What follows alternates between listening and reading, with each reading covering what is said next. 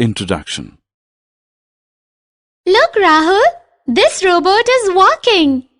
Yes, this robot can do many other works.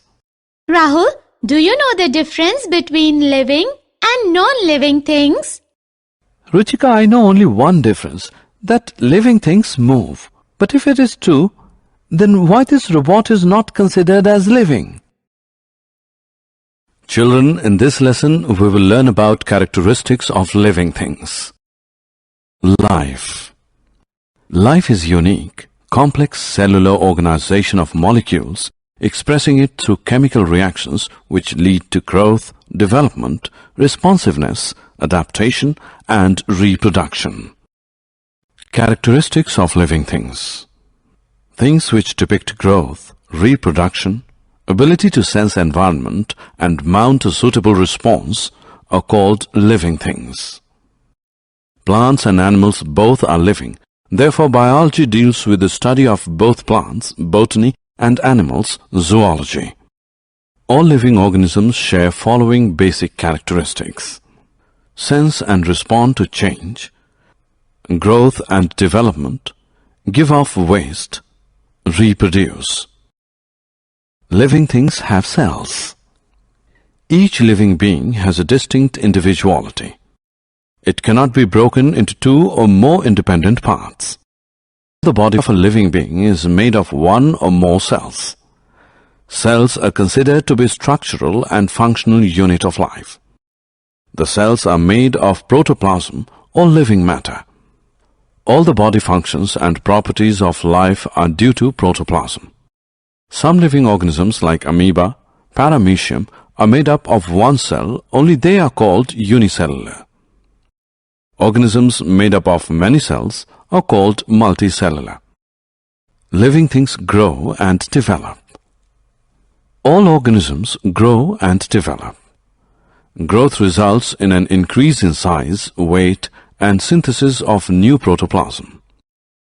In animals, growth is limited to a certain age, while plants grow all the life. The use of energy by living things. Living being constantly requires energy not only to perform various activities of the body, but also to overcome entropy, the degree of disorder in a system or tendency to randomness. The source of energy is food. It is required by every cell of the body. Food is prepared by plants by the process of photosynthesis. Plants require sunlight, carbon dioxide, water and chlorophyll for the process of photosynthesis. The living things respire. Living things require oxygen to get energy from the food. They get required oxygen by the process of respiration. During respiration, oxygen is breathed in, and through the blood it reaches each and every cell of the body. Human beings have lungs for respiration. Fishes have gills, and cockroaches have spiracles. Living things sense and respond to change. Consciousness is awareness of the surroundings and responding to external stimuli. The ability of an organism or organ to respond to external stimuli is called sensitivity. Living things reproduce. Young ones grow and become mature. They develop the faculty to produce young ones of their own type. Life comes from pre-existing life.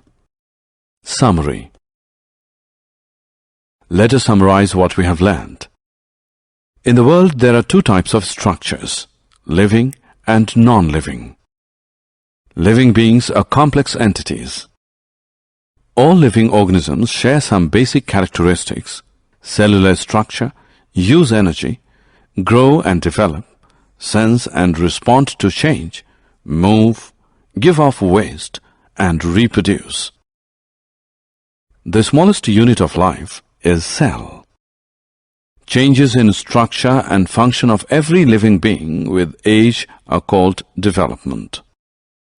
A living organism can be unexceptionally differentiated from a non-living thing on the basis of its ability for reproduction.